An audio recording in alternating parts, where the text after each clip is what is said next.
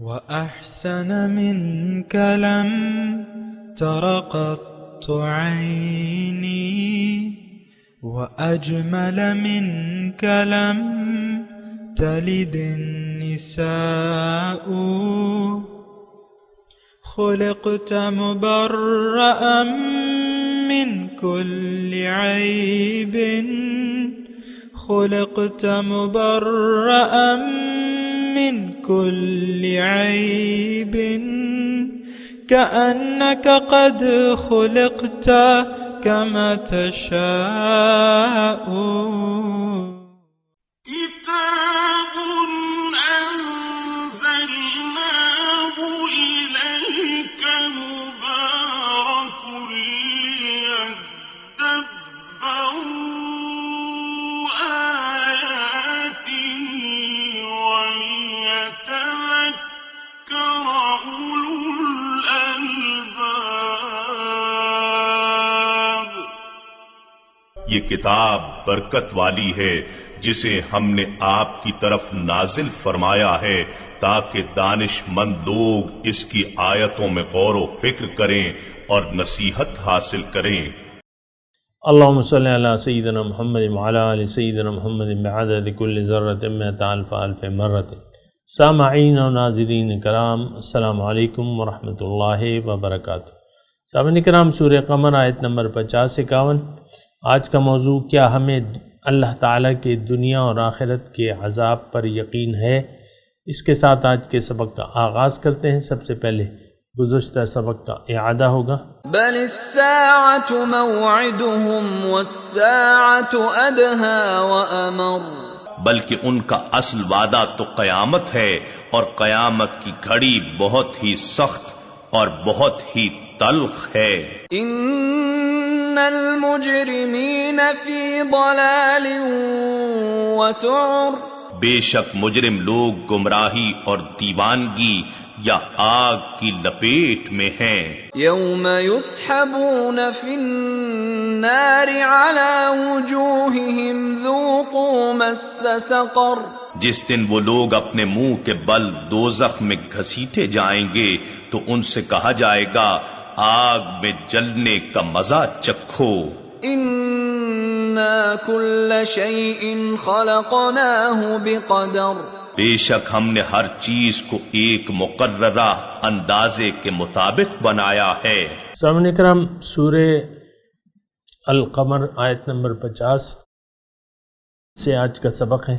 لفظی ترجمہ، وما امرنا الا، اور ہمارا حکم جو ہے یعنی قیامت کے بارے میں ہمارا حکم الا واحدۃ، مگر وہ ایک بات ہوگی، کلمح بالبصر، جیسا کہ ایک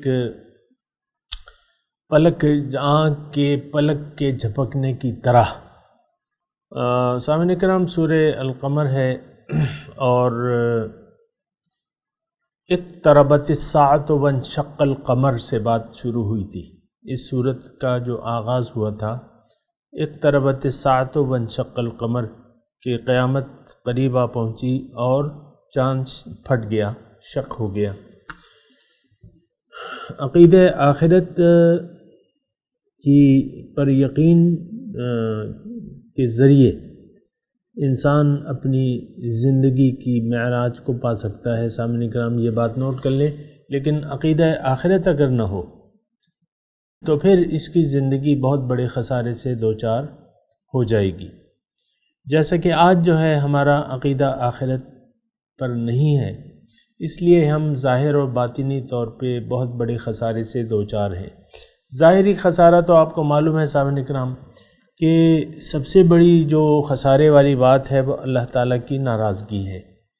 ہمارا رب ہم سے ناراض ہو جائے، ہمارا منعم، ہمارا آقا، ہمارا مالک ہم سے ناراض ہو جائے، اور اس ناراضگی کے عرصے میں ہم اپنی زندگی گزاریں، یہ بہت بڑی بدبختی کی بات ہے اور شقاوت ہے اور بہت بڑا نقصان ہے۔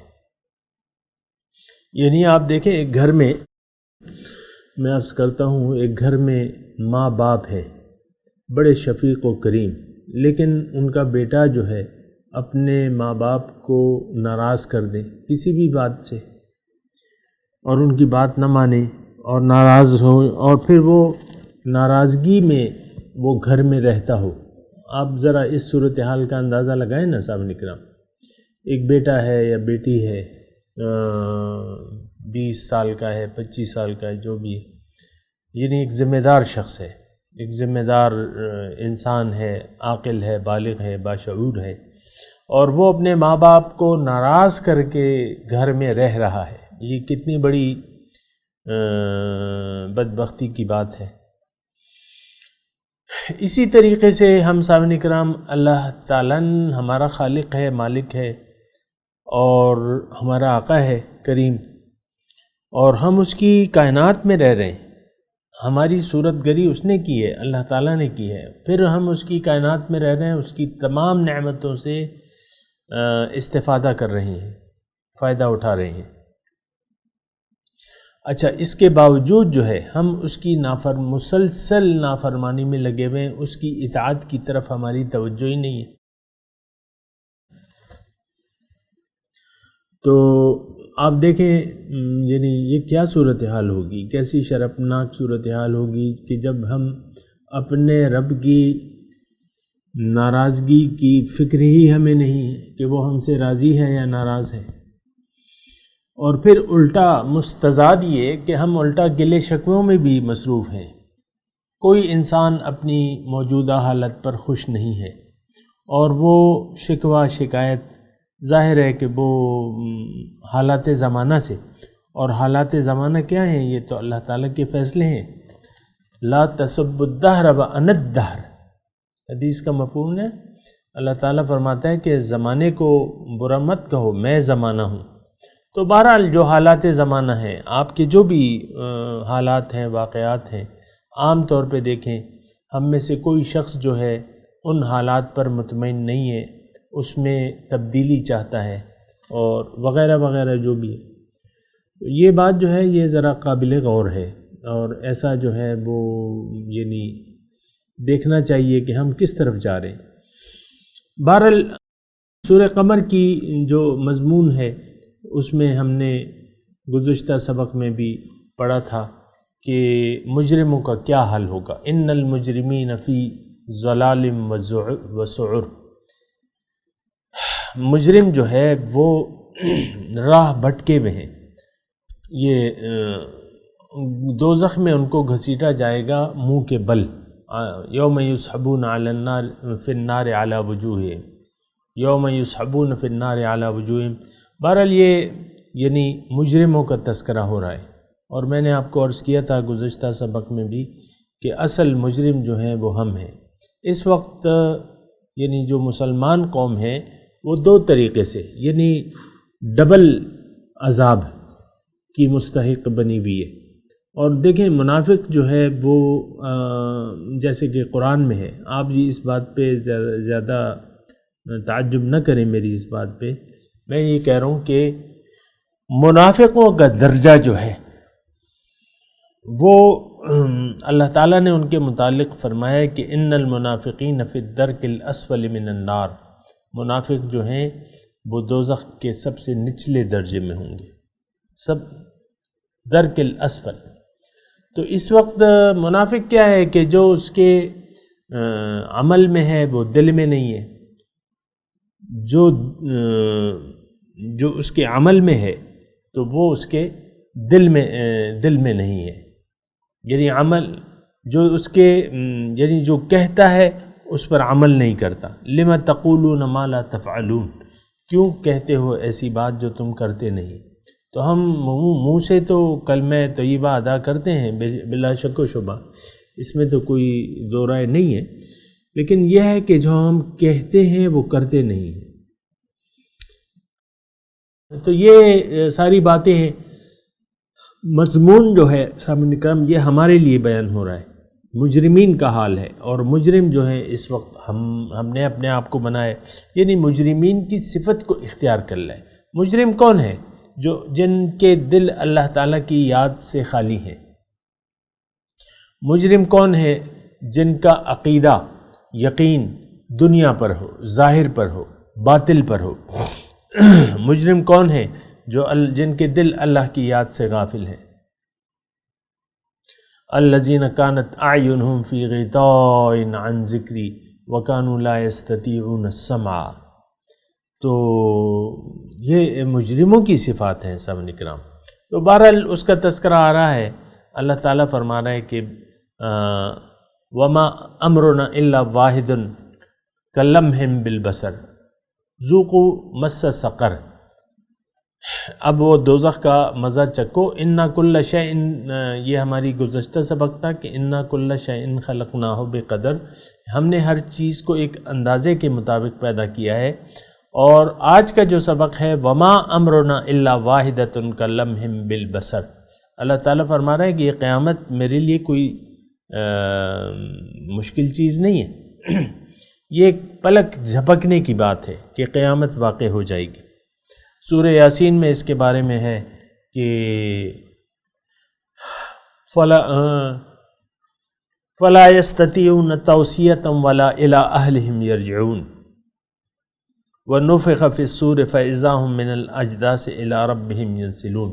یعنی جب قیامت آئے گی فلا یستطیعون توصیۃ، کسی کو وصیت کرنے کے قابل بھی نہیں ہوں گے، اور نہ اپنے گھر والوں کے، اگر کوئی باہر ہے تو وہ واپس لوٹ کے نہیں جائے گا۔ تو بہرحال یہ ساری وہ باتیں ہیں جس پر ہمارا یقین نہیں ہے، کم از کم ہم مسلمانوں کا ان باتوں پر قطعاً یقین نہیں ہے، اور نہ ان باتوں پر ہم کان دھرنے کے لیے تیار ہیں۔ بہرحال سوچنے کا مقام ہے۔ وما امرنا الا واحدۃ کلمح بالبصر، ہماری بات جو ہے، یعنی قیامت کا جب اللہ تعالیٰ وقت آئے گا تو وہ ایک پلک جھپکنے کی بات ہوگی۔ وَلَقَدْ أَهْلَكْنَا أَشْيَاعَكُمْ فَهَلْ مِن مُدَّكِرٍ، اللہ تعالیٰ فرما رہے ہیں کہ اے حق سے روگردانی کرنے والو، تمہاری طرح کے اور انسان اور گروہ بھی ہم نے تباہ کر دیے ہیں۔ فَهَلْ مِن مُدَّكِرٍ، بس ہے کوئی جو نصیحت حاصل کرے۔ یعنی عام طور پہ سامعین کرام دنیا میں آپ کو کہہ رہا ہوں کہ ہمارا ایک رویہ ہے جو کہ صحیح ہے، طریقہ ہے کہ ہم جو بھی قدم اٹھاتے ہیں سوجھ بوجھ کر یعنی قدم اٹھاتے ہیں، یعنی چھوٹے سے چھوٹے کام میں بھی اور بڑے سے بڑے کام میں بھی۔ یہ مدکر کی میں بات کر رہا ہوں، اور یہ تمام آیت اس وقت اللہ تعالیٰ کی توفیق سے میں اس پہ ہم سمجھنے کی کوشش کر رہے ہیں کہ وَلَقَدْ أَهْلَكْنَا أَشْيَاعَكُمْ، تو ہم نے ہلاک کر دی تم سے پہلے اور بھی قومیں، افراد یا قوم، تو کیا تم نصیحت حاصل نہیں کرتے؟ کوئی ہے جو نصیحت حاصل کرے؟ تو اس پہ میں بات کر رہا ہوں سامنے کرام، اور میں آپ کو یہ عرض کر رہا ہوں کہ دنیا میں یعنی دنیاوی معاملات میں ہم نصیحت حاصل کرنے والے ہیں، ہر بات میں ایک سبق حاصل کرتے ہیں اور دوبارہ وہ کام نہیں کرتے۔ مثال کے طور پہ بچہ ہے، میں خود اپنی بچپن کا آپ کو واقعہ بتاؤں، میں چھوٹا تھا،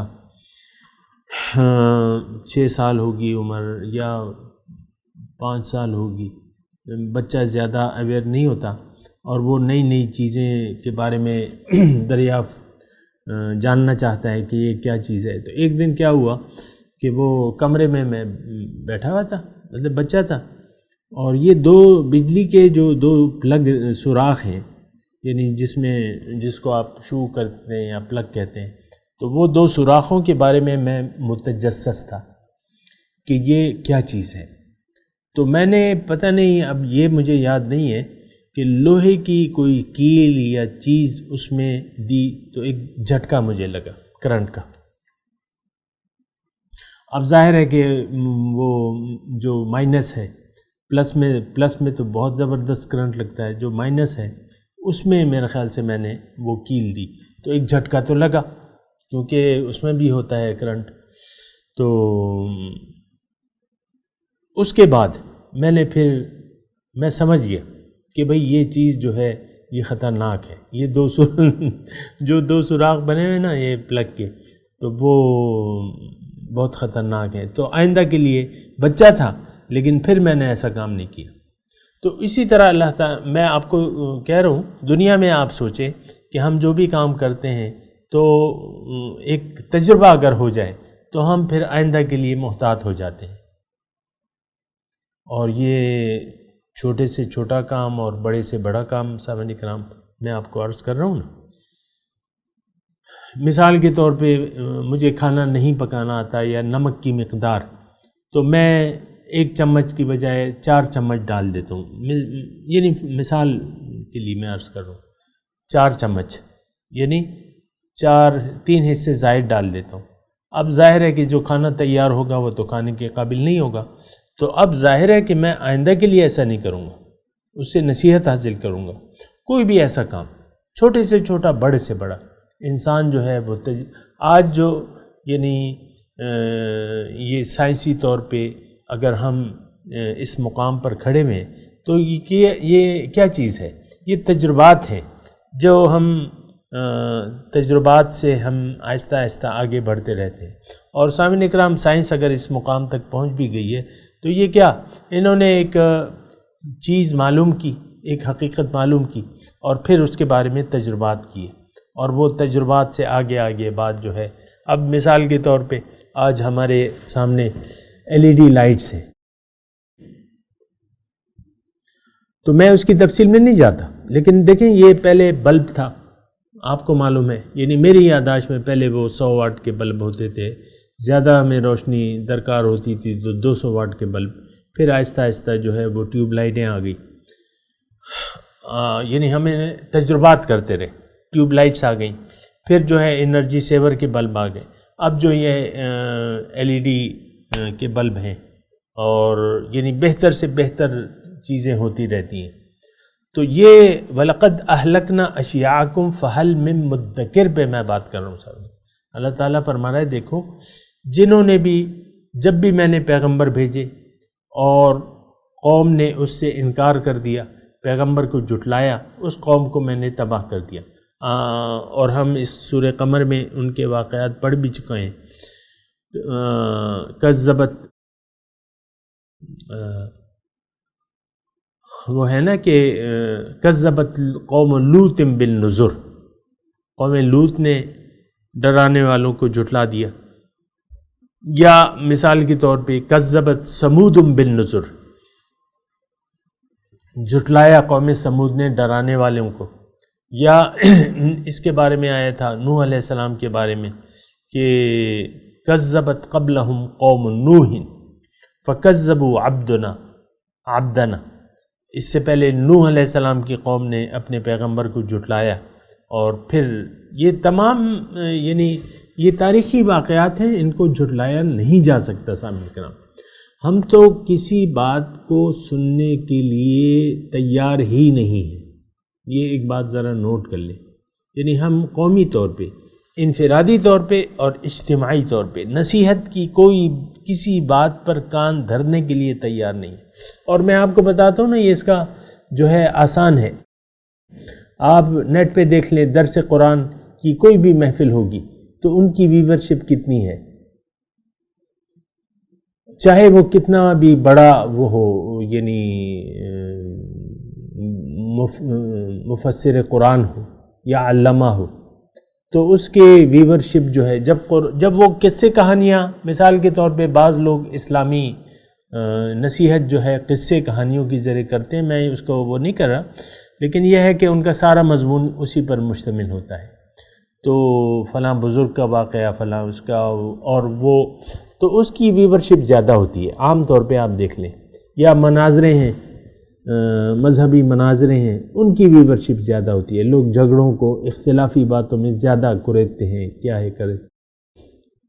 لیکن خالص جو درس قرآن ہے، آپ دیکھیں اس کو سننے والے، یعنی یہ میرا چیلنج ہے، آپ دیکھ کے دیکھیں، آپ کے سامنے انٹرنیٹ ہوگا، تو جتنا بھی بڑا مفسر ہو اس کو سننے والا کوئی نہیں ہے. تو یہ میں آپ کو کہہ رہا ہوں کہ ایسا ہوتا ہے. اللہ تعالیٰ فرما رہا ہے کہ نہیں، تم ایسا کرو، گزشتہ قوموں کے حالات کو دیکھو، اور تم سے زیادہ، یعنی تمہاری طرح اور قوموں نے بھی جھٹلایا ہے، اور ان کے ساتھ میں نے کیا کیا۔ اور یہ سامعین کرام میں آپ کو یہ بھی بات کہہ دوں کہ اللہ تعالیٰ نے، یعنی اللہ تعالیٰ کی جو دعوت ہے یا اللہ تعالیٰ کا جو میسج ہے، اگر ہم اس کو نظر انداز کر دیں تو میں آپ کو یہ دعوت فکر دے رہا ہوں کہ آپ دیکھیں کہ جو لوگ اللہ والے نہیں ہیں، اللہ والوں سے میری مراد یہ ہے کہ جن کی منزل اللہ نہیں ہے، وہ پریشانیوں کا شکار ہوتے ہیں اور رہتے ہیں، پریشانیوں کا شکار ہوتے ہیں اور پریشان رہتے ہیں۔ تو یہاں بھی اور یہ بات میں آپ کو بتا بھی چکا ہوں، دیکھیں عذاب الہی کی مختلف شکلیں ہوتی ہیں۔ عذاب الہی صرف یہ نہیں ہے کہ کسی قوم پہ پتھر برسا دیے جائیں یا اس کو پانی میں ڈبو کے حل، نہیں، آج بھی عذاب الہی کی وہی طریقہ ہے، وہی سنت ہے۔ اس کی میں وضاحت کر چکا ہوں، بھی نہیں کر رہا، لیکن میں یہ کہہ رہا ہوں کہ عذاب الہی آج بھی وارد ہوتا ہے، دلوں پر مہر لگ جاتی ہے، دلوں کو زنگ لگ جاتا ہے، عقل الٹی ہو جاتی ہے، انسان دلال بعید کی حدود کو چھو لیتا ہے۔ اور اسی طرح آپ دیکھیں کہ انسان کا دل جو ہے سخت ہو جاتا ہے، پتھر دل پتھروں سے بھی زیادہ سخت ہو جاتا ہے۔ یہ سارے عذاب قرآن میں موجود ہیں۔ پھر دیکھیں اللہ تعالیٰ نے جو وعدہ فرمایا ہے حق سے اعراض کرنے کا، من اعرض عن ذکری فإن له معیشۃ ضنکا، جس نے بھی میری یاد سے منہ موڑ لیا اس کی زندگی میں اس پر تنگ کر دوں گا۔ وَنَحْشُرُهُ یوم قیامت اعمیٰ، قیامت کے دن میں اس کو اندھا اٹھاؤں گا۔ تو یہ عذابات الہی ہیں سامعین کرام۔ میں آپ کو اردو زبان میں، سلیس زبان میں آپ کو یہ کہہ رہا ہوں تاکہ تھوڑا سا آپ نصیحت حاصل کریں۔ میں آپ کو یہ کہہ رہا ہوں، یہ مضمون کے خلاصے کے طور پہ، کہ اللہ تعالیٰ کی یاد سے منہ موڑ لینے کا نتیجہ دین و دنیا کا نقصان ہے۔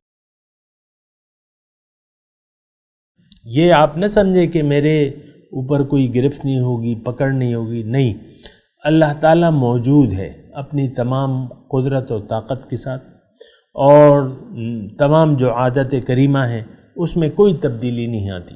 اگر ہم نے پیغمبر، آج دیکھیں میں آپ کو وہ بتاؤں نا کہ آج مسلمان قوم جو ہے اللہ کے عذاب میں، بدترین عذاب میں گرفتار ہے۔ یہود و نصارہ کے ہاتھ میں اللہ تعالیٰ نے عذاب کا کوڑا دے کے اس کو پٹوا رہے ہیں۔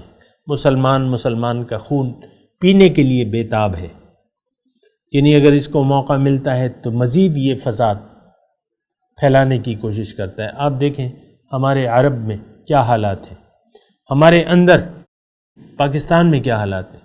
ایران جو ہے اس کو اگر یعنی موقع ملتا ہے تو وہ آپ کو معلوم ہے سامنے کرام کہ اس کے ارادے کتنے ہیں، کیا ہیں اور کیا ہیں۔ میں اس کی تفصیل میں نہیں جاتا، نہ یہ میں اختلافی باتیں کرتا ہوں، لیکن میں یہ کہہ رہا ہوں کہ ہم ایک دوسرے سے لڑ رہے ہیں اور جھگڑ رہے ہیں، ایک دوسرے کا خون بہانے کے لیے تیار ہیں، پھر جو یہود و نصارہ کے ہاتھ میں اللہ تعالیٰ نے کوڑا دیا ہوا ہے وہ اس کو پیٹ رہے ہیں۔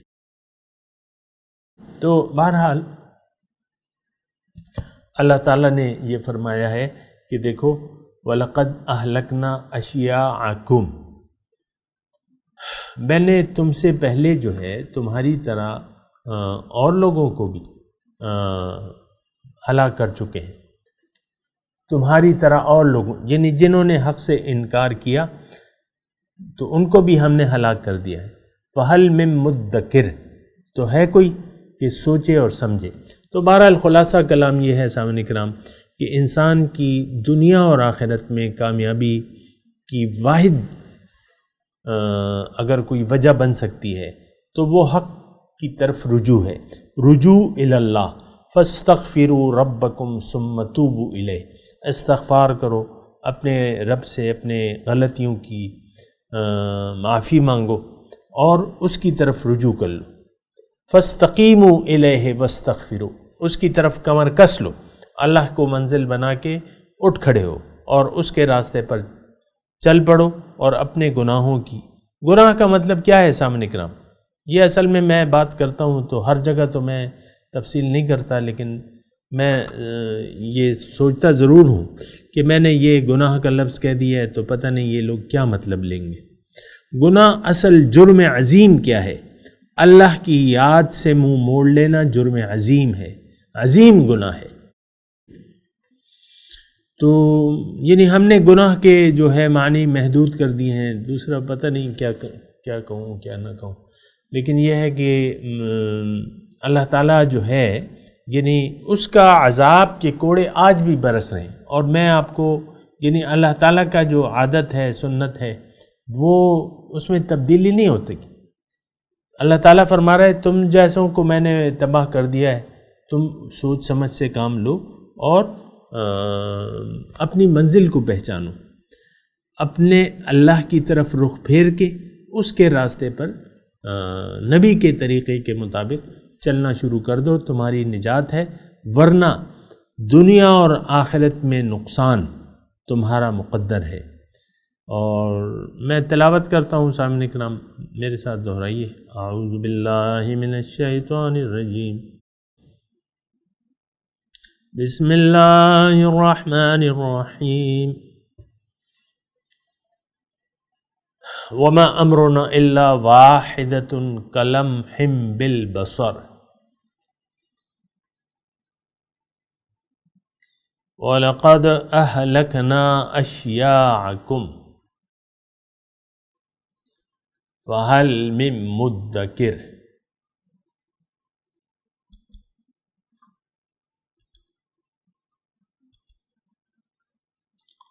ترجمہ سنا دیں، وَمَا أَمْرُنَا إِلَّا وَاحِدَةٌ كَلَمْحٍ بِالْبَصَرِ، اور ہمارا حکم تو ایک ہی بات ہوتی ہے جیسا کہ پلک جھپکنا۔ وَلَقَدْ أَهْلَكْنَا أَشْيَاعَكُمْ فَهَلْ مِن مُدَّكِرٍ، اور البتہ ہم تمہارے جیسوں کو غارت کر چکے ہیں، پھر کیا کوئی سمجھنے والا ہے؟ اس کے ساتھ آج کے سبق کی تلاوت اور اس کا ترجمہ۔ وما امرنا الا واحدة كلمح بالبصر، And our command is but once, like the twinkling of an eye. وَلَقَدْ أَهْلَكْنَا أَشْيَاعَكُمْ فَهَلْ مِن مُدَّكِرٍ۔ We have destroyed your likes. Is there anyone who would ponder?